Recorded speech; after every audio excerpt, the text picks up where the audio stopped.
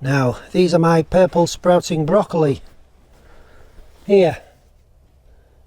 So, ideally I'd like them to be a bit bigger before I put them out. But the thing is, I don't think I'm doing them any favours now, leaving them in the tunnel much longer. Because you can see they are kind of stretching a little bit because of the heat in here in the daytime. So I'm going to take a gamble. I only really want about 12 plants outside in the bed. So I'm going to put the biggest ones in. Now, I'll leave some of the smaller ones in. Leave them in here a little bit longer. And then I can move them out as well. So let's get these bigger ones out and see how they do, because the nights are really cold at the moment. This is that green manure bed I did last year. It was just left to break down right next to my sprouts there. So I'm going to put my broccolis in, purple broccolis for next year hopefully. Arrange them like that, just away from the side of the net, because it'll have to be netted and framed this because of the pigeons. The pigeons will just destroy these. But I just want to kind of leave enough room around the plant and around the net. Ideally there should be 2 plants across, so there and there. 4, 6, I'm only going to get 8 plants in the bed. So I think I'm going to put one there, one in the middle, like that.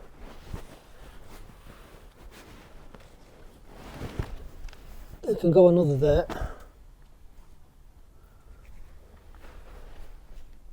One there. Yeah, I'll do that. Plenty of room there. It'll mean I'll get at least 10 plants in, won't it? Now this, yeah, so I only cleared this bed yesterday from the stuff that was in it. I'll just get some more plants. There we go, I'll put them like that. I have grown them 3 across in 4-foot beds before. They've done okay, they did really well last year. 3 across in 4-foot beds, be better placed 2 across. Give them more room. But anyway, we'll get some broccoli off them hopefully. Fingers crossed, touch wood and all that good stuff. Yeah, let's get them planted. So yeah, I put some of this beautiful homemade compost on that was made last year but finished off this year. So it's 8-9 months old now, this compost. It's beautiful stuff, absolutely beautiful.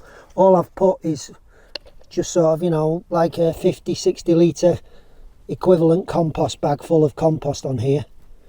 That's all on this bed, so it equates to maybe ½ an inch or so of compost. I thought I had to put this one back here. No, I won't put it there. I've just staggered the middle row slightly, so there's 4 through the middle and 5 down the sides. Just give the ones in the middle a little bit more room. Good root system in these pots. They've not been in the pots that long either.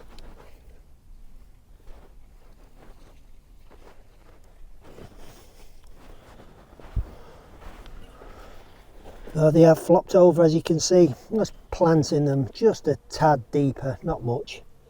Just so they'll stand up. I can push a bit of compost around them and they stand up. I don't want to bury them too much.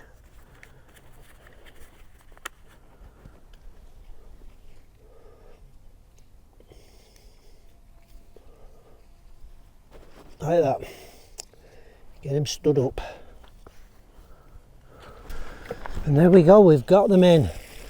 Now what just surprised me about just digging down here 3 or 4 inches is, considering the amount of rain we've had this last week, how dry the ground is, you know, 3 or 4 inches down. Still really dry. So I'll have to give these a water because they're sitting in virtually dry soil, these down there.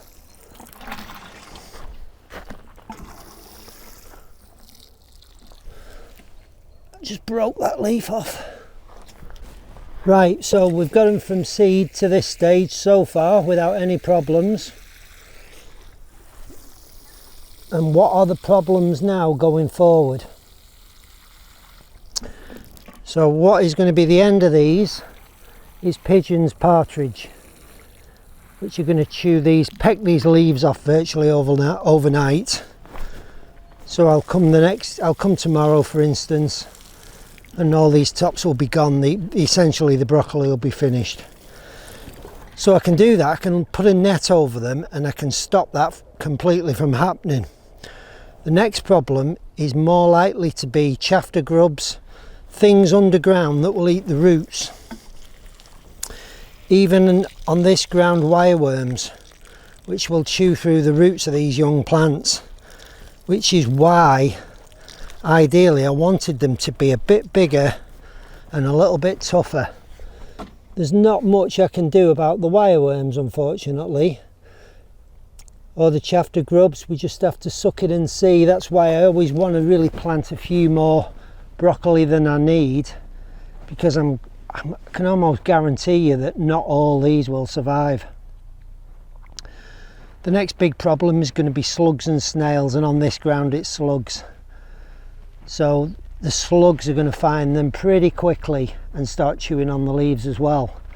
So I can stop that almost in its tracks by putting 2 or 3 slug traps in here. So they're little bottles, a couple of holes in the side, put some beer in, or make your own solution up out of yeast, flour.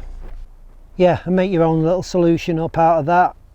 Put them in, and that will attract all the slugs and they'll drown in that solution, so that'll protect them from the slugs. Yeah, so the only variables left which are a danger to these plants are the wireworms and the chafter grubs. The wireworms will attack these. They took out the first sowing of broccoli, actually, I sowed this year, so the wireworms completely ate through a full row of broccoli. That net will keep the pigeons off. It'll keep the partridge off. And I've just got to put a couple of slug traps in now. Now I said I was going to put some garlic surrounding this, didn't I? I'm not going to. I've decided against it. Because if this broccoli grows, or gets a chance to grow, it's going to crowd out this garlic as it just starts coming up. So I don't really want to do that. I don't want to cast loads of shade on the garlic in winter. I don't mind doing that in the summertime, but not in the winter time where there's very little light anyway. The garlic should be up maybe 1-2 months, I don't know, it all depends on the weather. The first thing garlic does is put out a load of roots.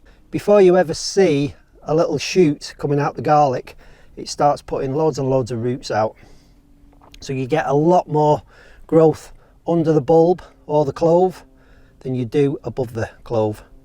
So when you see a little shoot, it's already established a really nice root system underground. Go away. Essentially, yeah, I just don't want to shade out the garlic. I am gonna just have a look at this little purple broccoli here. I don't believe it, guys. It's got clubroot. It has got clubroot. It's not got that clubroot since it's been in the ground. That has come out of brand new compost. That I actually had a bag of clover compost left over which I'd found when we were tidying up, so I'm just using it up. So I put the purple broccoli in, and look at that, the broccoli has got clubroot.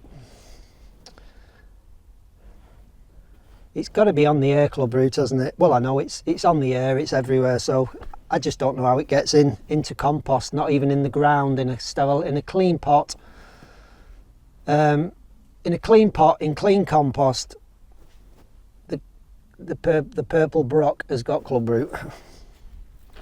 I suspected that was dry. That little plant was dry. I said when I planted it, the soil was dry. It was dry, and I thought that was the reason it was flopping slightly. But look at that! Wow. So one down. I'm going to just check the rest. There's another one there flopping. I'm just going to check that one actually. God, why didn't I do this before I planted them? Because you're stupid, that's why. Shouldn't really touch it now because the spores will be on me hands. I use the other hand. What are you doing? Have you got clubroot? No, you haven't.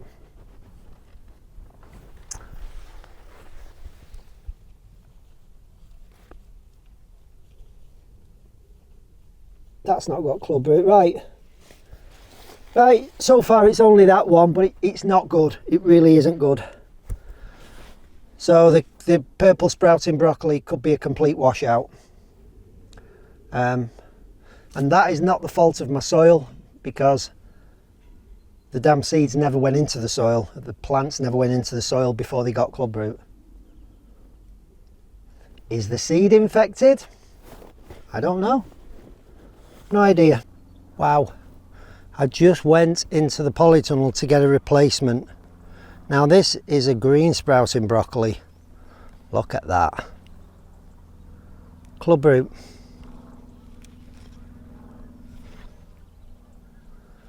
I don't get that. I don't get how seedlings can get club root in compost in a polytunnel. It's just got to be in the air, guys. These pots haven't been in contact with the soil even.